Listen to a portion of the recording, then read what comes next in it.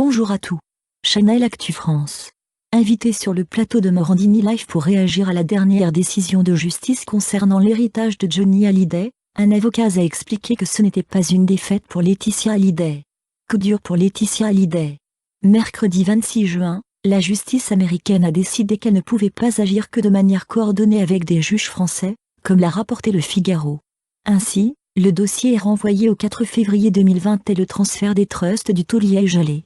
Sur le plateau de CNews au lendemain de cette décision, Pierre Hourcade, un avocat au barreau de Californie, New York et Paris, a expliqué que ce n'était pas une défaite pour Laetitia Hallyday. Ce qu'il faut retenir d'hier, c'est que ce n'est absolument pas une défaite pour Laetitia Hallyday, ce n'est pas non plus une victoire, a assuré le magistrat Jean-Marc Morandini. C'est 0-0, la balle au centre. C'est reporté dans 6 mois.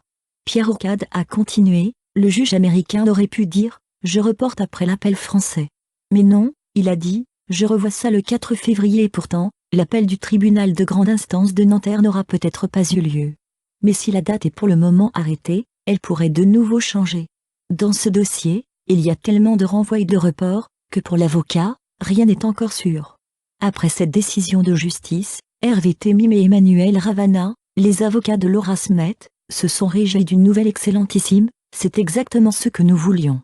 Le 28 mai dernier, après de longs mois de bataille, la justice française s'est déclarée compétente pour trancher l'héritage de Johnny Hallyday. Une décision qui sonnait alors comme une victoire pour David Hallyday et Laura Smet.